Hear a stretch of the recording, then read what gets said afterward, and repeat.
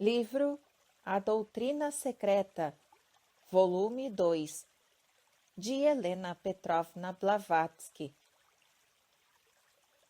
Quarta sessão. Título: Caos, Teos, Cosmos. Caos, Teos, Cosmos, eis o que contém o espaço, ou, como definiu um sábio cabalista, o espaço que a tudo contém, sem ser contido, é a corporificação primária da unidade simples, a extensão sem limites. Observação número 1.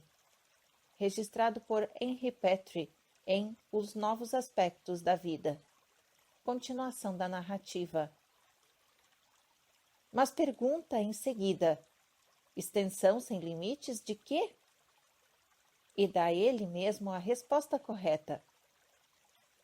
O continente desconhecido do tudo, a causa primeira desconhecida. A definição e a resposta como podiam ser mais exatas, mais esotéricas e mais verdadeiras sob todos os aspectos dos ensinamentos ocultos. O espaço que os sábios modernos, em sua ignorância e em sua tendência para destruir todas as concepções filosóficas da antiguidade, pretendem ser uma ideia abstrata e um vazio. É, na realidade, o continente e o corpo do universo com seus 7 princípios. É um corpo de extensão ilimitada, cujos princípios, segundo a fraseologia ocultista, cada um deles constituindo por sua vez um setenário, só manifestam em nosso mundo fenomenal a estrutura mais densa de suas subdivisões. Ninguém jamais viu os elementos em sua plenitude, reza a doutrina. Devemos buscar a nossa sabedoria nas extensões originais e sinônimos dos povos primitivos. Até o último deles, o povo judaico, apresenta a mesma ideia de seus ensinamentos cabalistas quando fala da serpente e das 7 cabeças do espaço, chamado o Grande Mar. Segue um trecho agora. No princípio, os Alim criaram os céus e a terra. Os 6 Sefirot, eles criaram 6, e nestes estão baseadas todas as coisas. E estes 6 dependem das 7 formas do crânio, inclusive a dignidade de todas as dignidades. Fim do trecho. Observação número 2. Registrado em Sefra Desinouta, volume 1, páginas 16. Continuação da narrativa. Vento, ar e espírito sempre formam sinônimos em todos os povos. Pneuma, espírito, e anemos, vento. Entre os gregos, espíritus e ventus. Entre os latinos, eram termos intermutáveis, até mesmo quando não estavam associados com a ideia original do sopro de vida. Nas forças da ciência, não vemos senão o efeito material do efeito espiritual, de um ou de outro dos 4 elementos primordiais que a 4ª raça nos transmitiu, assim como nós transmitiremos o éter, ou melhor, a subdivisão densa do éter em sua plenitude, a 6ª raça raiz. Os antigos diziam que o caos era inconsciente, porque representava e continha em si caos e espaço sendo sinônimos, todos os elementos em seu estado rudimentar não diferenciado. Faziam do éter o 5º elemento, a síntese dos outros 4. pois o éter dos filósofos gregos não era o éter, seu resíduo, que certamente conheciam melhor que a ciência de hoje, resíduo ou éter, que se considera a justo título como o agente operador de muitas forças que se manifestam na Terra. O éter daqueles era o Akasha dos hindus. O éter dos físicos não é mais que uma de suas subdivisões em nosso plano. A luz astral dos cabalistas, com todos os seus efeitos bons e maus. A essência do éter, ou espaço invisível, era tido como divina porque se supunha ser o véu da divindade e imaginava-se que fosse o intermédio entre esta vida e a outra. Acreditavam os antigos que quando as inteligências ativas dirigentes, deuses, se retiravam de alguma parte do éter, fosse qual fosse, em nosso espaço, ou dos 4 reinos que elas governam, então aquela região especial ficava submetida ao mal, assim como chamado em razão da ausência do bem. Segue agora um trecho. A existência do espírito no mediador comum, o éter, é negada pelo materialismo, ao passo que a teologia dele faz um Deus pessoal. Mas os cabalistas sustentam que ambos se equivocam e dizem que no éter os elementos representam somente a matéria, as forças cósmicas cegas da natureza, e que o espírito representa a inteligência que as dirige. As doutrinas cosmogônicas, árias, herméticas, órficas e pitagóricas, assim como as de Sanchuniathon e de Berozzi, se baseiam no postulado irrefutável de que o éter e o caos, ou em linguagem platônica, a mente e a matéria, eram os 2 princípios primordiais e coeternos do universo, independentes por completo de tudo o mais. O primeiro era o princípio intelectual que a tudo vivifica, e o caos, um princípio fluídico, sem forma e inconsciente. Da união dos 2 nasceu o universo, ou melhor, o mundo universal, a primeira divindade andrógena, sendo a matéria caótica o seu corpo e o éter a sua alma. No expressar de um fragmento de Hermias, o caos adquirindo a consciência em virtude desta união com o espírito, ficou radiante de alegria, e assim nasceu Protógonos, a luz, o primogênito. Observação número 3.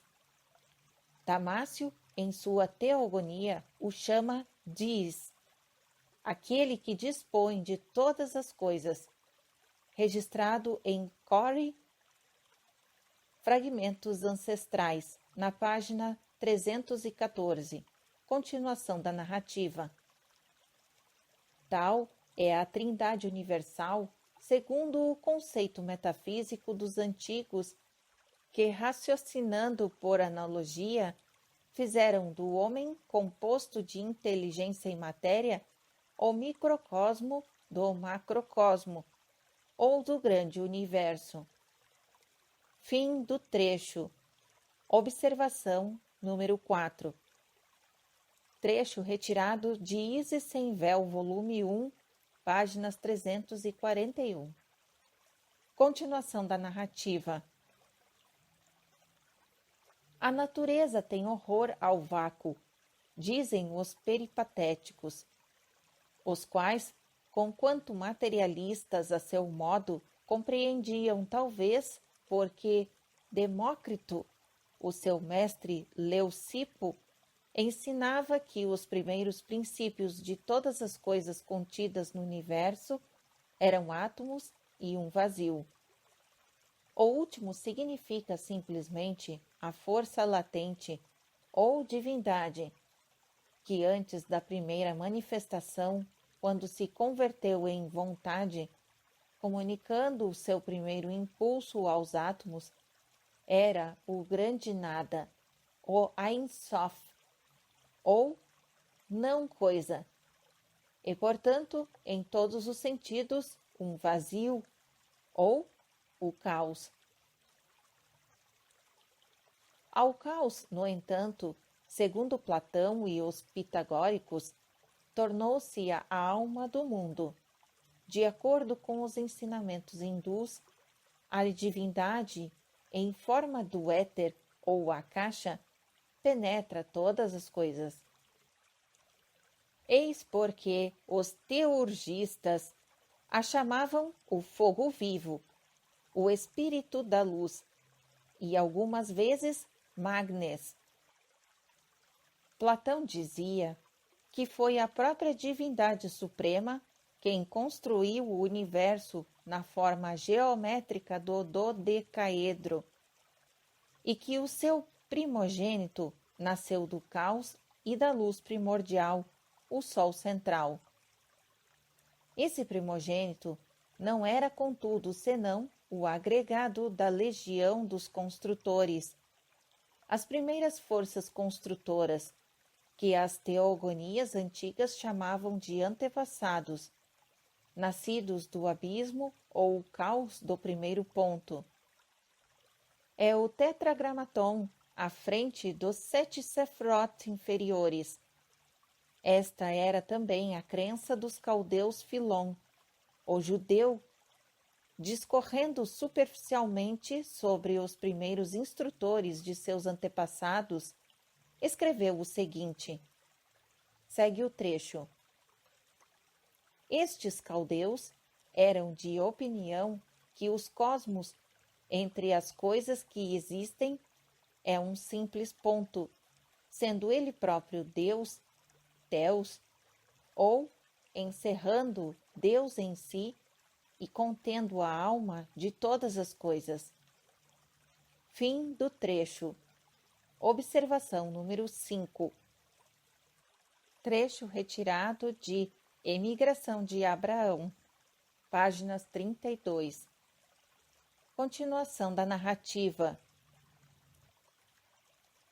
Caos, Theos e Cosmos são apenas os 3 símbolos de sua síntese, o espaço. Ninguém espere poder jamais resolver o mistério desta tetraquetes, atendendo-se à letra morta, até mesmo das velhas filosofias, tais como são hoje conhecidas. Porque nestas, inclusive, caos, Theos, cosmos e espaço estão identificados por toda a eternidade como o espaço uno, desconhecido. E a última palavra não virá, talvez, antes de nossa 7ª ronda. Contudo, as alegorias e os símbolos metafísicos a respeito do cubo primitivo e perfeito são dignos de atenção, mesmo nos Puranas exotéricos. Ali também Brahma é Theos, e que se desenvolve do caos ou grande mar. As águas sobre as quais o espírito ou o espaço, que se personifica por arianas, períodos, o espírito movendo-se sobre a face do cosmo futuro e ilimitado, plana silenciosamente na primeira hora do redespertar. É ainda Vishnu, que repousa sobre Anantashesha, a grande serpente da eternidade, que a teologia ocidental, ignorante da Cabala, única chave que abre os segredos da Bíblia, transformou no diabo. É o primeiro triângulo, ou tríade pitagórica, o Deus dos três aspectos. Antes de se converter por meio da quadratura perfeita do círculo infinito, no Brahma de quatro faces. Daquele que é e contudo não é, do não ser, a causa eterna, nasceu o ser, Purusha, diz Manu, o legislador. Segue um trecho em destaque. Na mitologia egípcia, Kenef, o Deus eterno não revelado, é representado por uma serpente, emblema da eternidade, enroscada em torno de um vaso com água, a cabeça suspensa sobre a água que ela fecunda com o seu sopro. Neste caso, a serpente é o Agatodaimon, o bom espírito. Em seu aspecto oposto é o Kakodaimon, o espírito mau. Dizem os Edas escandinavos que durante a noite, quando o ar está impregnado de umidade, cai o rócio de mel, alimento dos deuses e das abelhas criadoras Yggdrasil. É um símbolo do princípio passivo da criação do universo, saído das águas. Esse rócio de mel é a luz astral, em uma de suas combinações com propriedades criadoras e destruidoras. Na lenda caldeia de Berose, Onis ou Dagon, o homem-peixe, instruindo o povo, lhe mostra o mundo em sua infância, recém-saído da água, com todos os seres oriundos desta matéria-prima.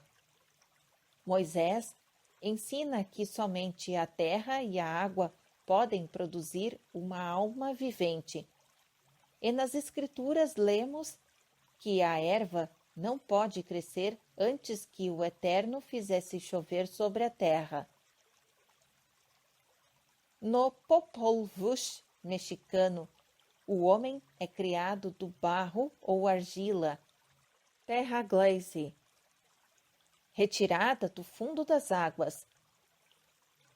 Brahma, sentado em seu lótus, cria o grande Muni, o primeiro homem, mas somente depois de haver chamado à existência os espíritos, que assim tiveram propriedade sobre os mortais, e o criou das águas, do ar e da terra. Sustentam os alquimistas que a terra primordial, ou pré-adamita, quando reduzida à sua primeira substância, era em seu segundo período de transformação semelhante à água clara, sendo que no primeiro era propriamente o Alcahest. Observação número 6. Termo criado por Paracelso, para significar o dissolvente de todas as substâncias. Fim da observação número 6. Continuação da narrativa.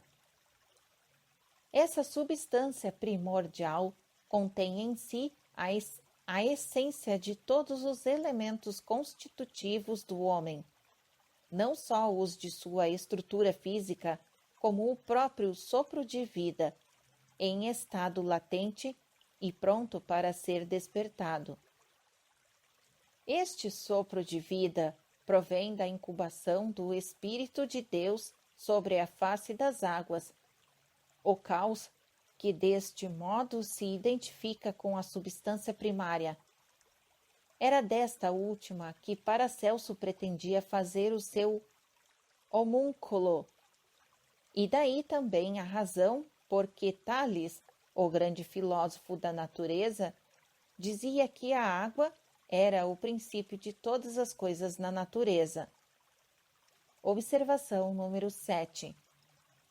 Entre os gregos, os deus-rios, todos eles filhos do oceano primitivo, ou o caos em seu aspecto masculino, eram os respectivos antepassados das raças helênicas. Para eles, os gregos, o oceano era o pai dos deuses, de modo que, sob este aspecto, haviam antecipado as teorias de Tales, como muito bem observou Aristóteles em Metaph, volume 1, páginas 4 e 5. Continuação da narrativa. Job afirma que as coisas mortas se formam debaixo das águas e dos habitantes que nela existem. Observação número 8. Registrado no capítulo 26, página 5. Continuação da narrativa. No texto original, em lugar de coisas mortas, está escrito Refraim mortos. Os gigantes, ou homens primitivos poderosos, dos quais a evolução talvez venha a mostrar algum dia que a nossa raça atual descende deles. Fim do trecho e observação número 9. Trecho retirado de Isis Sem Véu, volume 1, páginas 133 e 134. Continuação da narrativa. No período primordial da criação, diz em A Mitologia dos Hindus de Polier o seguinte: o universo rudimentar, submergido na água, repousava no seio de Vishnu. Brahma, o arquiteto do mundo, saindo desse caos e dessas trevas, flutuava, movia-se sobre as águas, mantendo-se em cima de uma folha de lótus, sem poder distinguir nada mais além da água e trevas. Analisando tão angustioso estado de coisas, Brahma, consternado, disse consigo mesmo: quem sou eu? De onde venho? Ouvindo então uma voz. Observação número 10. O espírito, ou voz oculta dos mantras, a manifestação ativa da força latente ou potência oculta. Continuação da narrativa. Dirige os teus pensamentos a Bhagavat. Brahma, deixando a posição em que estava, senta-se sobre a folha de lótus em atitude contemplativa e reflexiona sobre o Eterno, que, satisfeito com essa prova de piedade, lhe abre o entendimento, dissipando a obscuridade primitiva. Em seguida, daí, Brahma sai do ovo universal, o caos infinito, sob a forma de luz, pois sua inteligência agora está desperta e começa a trabalhar.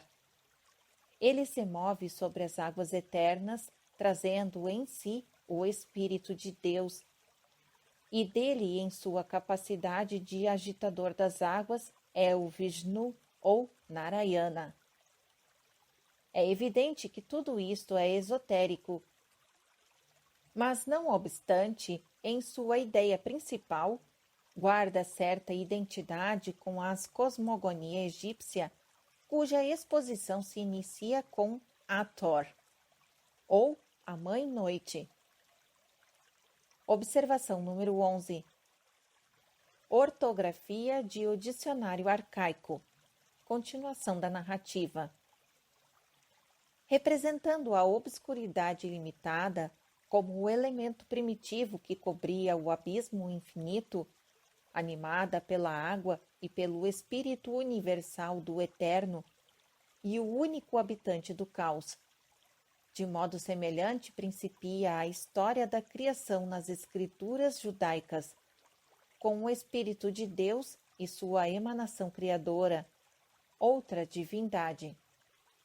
Observação número 12.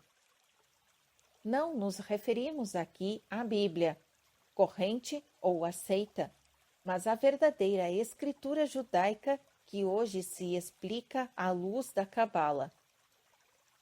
Fim da observação número 12. Continuação da narrativa.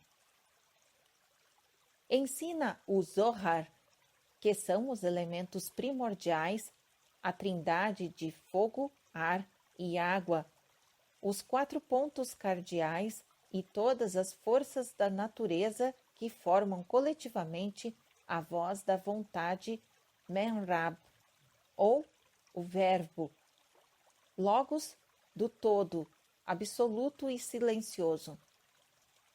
O ponto indivisível, ilimitado e desconhecido se estende sobre o espaço e forma, assim, um véu. O Mula Prakrit de Parabrahman, que oculta este ponto absoluto. Mas cosmogonias de todas as nações, os arquitetos, sintetizados pelo Demiurgo, na Bíblia, os Elohim ou Alim, são os que, do caos, formam o cosmos, e são os Theos, coletivo andrógeno, espírito e matéria. Por meio de uma série Aion de fundamentos, Hassot, os Alim fizeram surgir o céu e a terra. Observação número 13. Registrado em Gênesis capítulo 2, página 4. Continuação da narrativa. No Gênesis, primeiramente são os Alim, depois Javaalim e por último Jeová, após a separação dos sexos no capítulo 4. É de notar que, em parte alguma das cosmogonias da nossa quinta raça, a não ser nas mais recentes, a da Bíblia, se vê o inefável e impronunciável nome. Observação número 14. Impronunciável, pela simples razão de ser inexistente. Nunca foi um nome nem palavra alguma, mas uma ideia impossível de exprimir. Em seu lugar, foi criado um substituto no século que precedeu a nossa era. Fim da observação número 14. Continuação da narrativa. Símbolo da divindade desconhecida que só se usava nos mistérios, relacionado diretamente com a criação do universo. São os agitadores, os corredores, os teoi, que procedem à obra da formação, os mensageiros da lei mavantárica, que no cristianismo de hoje passaram a simples mensageiros, malachim. A mesma coisa ocorre também no hinduísmo ou brahmanismo primitivo.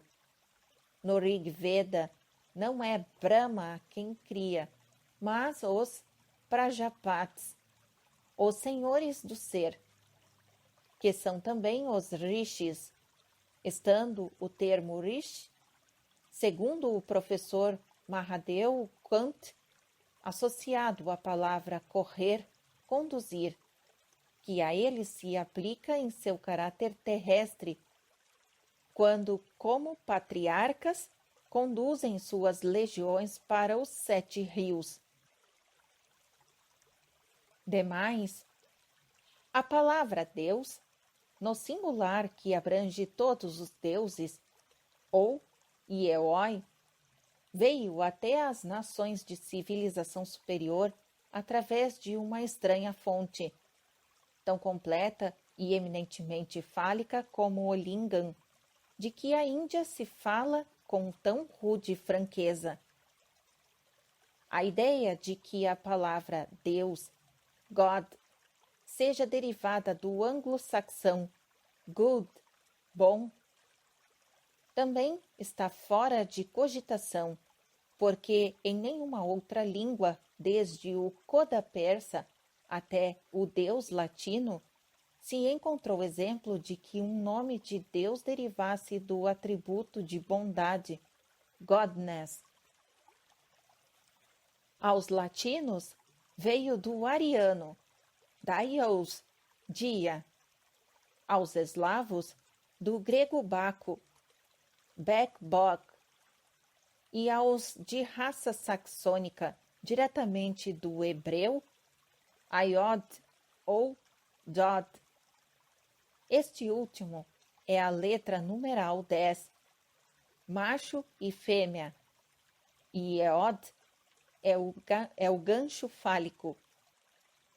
Daí o got saxônico, o got alemão e o gut inglês. Pode-se dizer que este termo simbólico representa o Criador da humanidade física no plano terrestre, mas seguramente nada tem a ver com a formação ou criação do espírito, dos deuses ou do cosmos. Caos, Theos, cosmos, a divindade trina, é tudo em tudo. Daí, o dizer-se que é masculino e feminino, bom e mal, positivo e negativo, toda a série de qualidades opostas. Quando se acha em estado latente, em pralaya, não se pode conhecê-lo. É então a divindade incognoscível. Só pode ser conhecido em suas funções ativas, como matéria-força, o espírito vivente, correlações e manifestação, ou expressão, no plano visível da unidade última, sempre desconhecida. Por sua vez, essa tríplice unidade é a produtora dos 4 elementos primitivos. Observação número 15.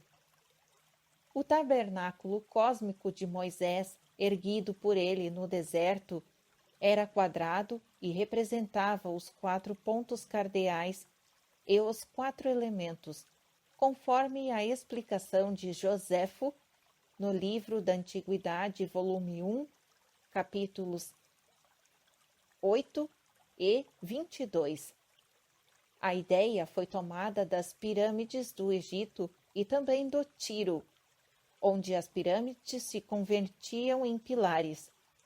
Os gênios ou anjos em suas respectivas moradas nesses 4 pontos.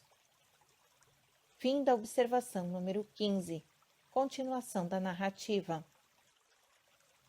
Os 4 elementos primitivos que são conhecidos em nossa natureza terrestre visível e como os 7 elementos, 5 até o presente, cada um divisível em 49.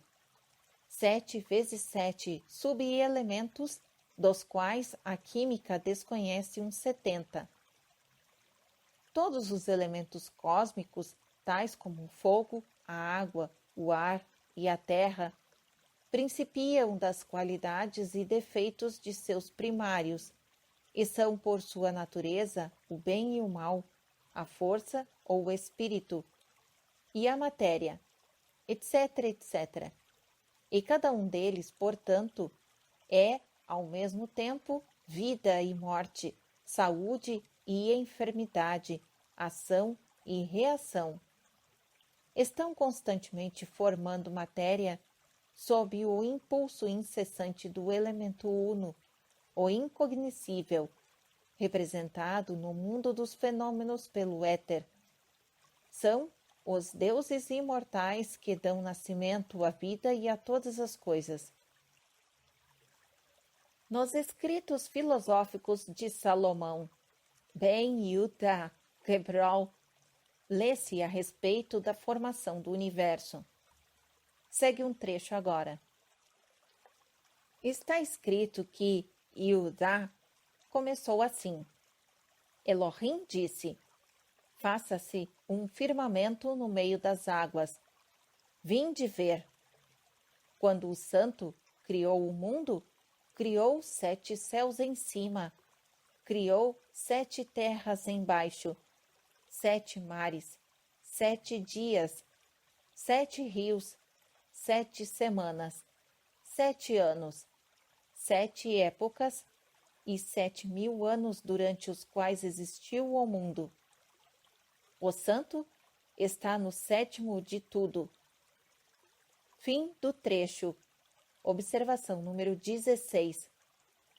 Registrado em Quebala, de Isaac Meyer, publicado em 1888, nas páginas 415. Continuação da narrativa. Isso não só representa uma estranha semelhança com a cosmogonia dos Puranas, observação número 17, como por exemplo no Vishnu Purana, livro 1, continuação da narrativa, mas corrobora todos os nossos ensinamentos no tocante ao número 7, tais como foram resumidamente expostos no budismo esotérico.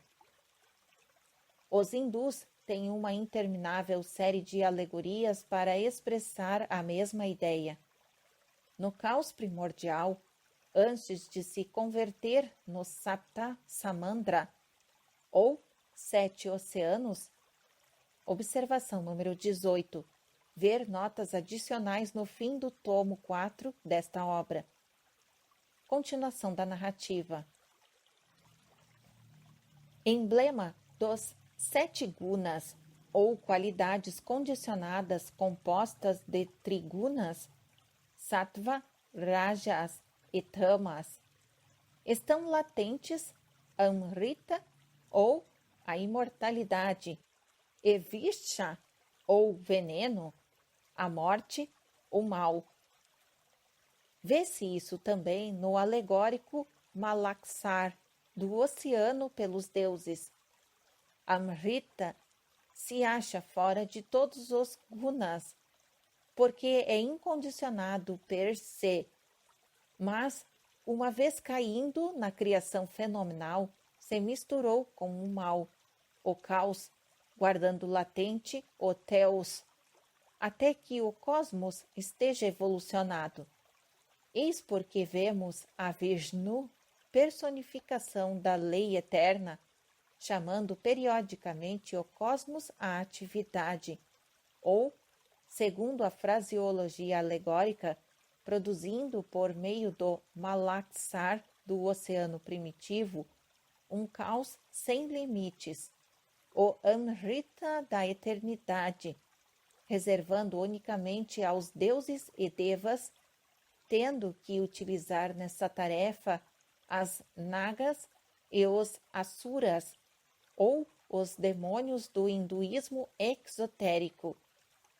Toda a alegoria é altamente filosófica e nós a encontramos produzida em todos os sistemas antigos da filosofia. Vemo-la, por exemplo, em Platão, que, tendo esposado por completo as ideias trazidas da Índia por Pitágoras, as compilou e publicou em forma bem mais inteligível que a do misterioso sistema numérico original do filósofo de Samos. Assim, para Platão, o cosmos é o filho, que tem como pai e mãe, respectivamente, o pensamento divino e a matéria. Observação número 19, registrado em Plutarco, de Isaide et Osiraide, capítulo 56. Continuação da narrativa. Os egípcios, diz Dunlap, faziam distinção entre um Horus velho e outro jovem. O primeiro era o irmão de Osíris, e o segundo o filho de Osíris e Ísis. Observação número 20. Registrado em O Espírito do Homem, Vestígios da História, de Dunlap, página 189, edição de 1858. Fim da observação número 20, continuação da narrativa.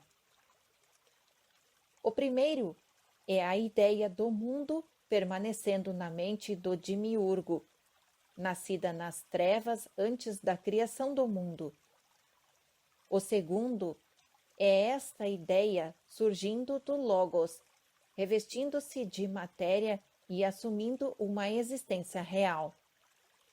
Observação número 21.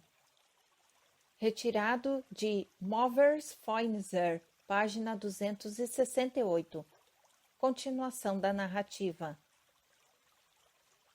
Os oráculos caldeus falam do Deus do mundo, eterno, sem limites, jovem e velho, de forma sinuosa. Observação número 22. Registrado em Porcore, em Fragmentos Ancestrais, na página 240. Continuação da narrativa. Esta forma sinuosa é uma metáfora para exprimir o movimento vibratório da luz astral que os antigos sacerdotes conheciam perfeitamente, se bem que a denominação luz astral seja de autoria dos martinistas. A ciência moderna assinala com desprezo as superstições da cosmolatria. Seria melhor, porém, que a ciência, antes de rir, seguisse o conselho de um sábio francês. Reformar por completo seu próprio sistema de educação cosmopneumatológico, sat eloquente sapien parum. A cosmolatria, do mesmo modo que o panteísmo em sua última expressão, pode ser definida com as mesmas palavras que o Purana descreve Vishnu. Segue o trecho. Ele não é senão a causa ideal das potências que devem ser produzidas na obra da criação, e dele procedem as potências que hão de ser criadas depois que se tornarem a causa real. Afora aquela causa ideal, não há nenhuma outra a que se possa relacionar o mundo.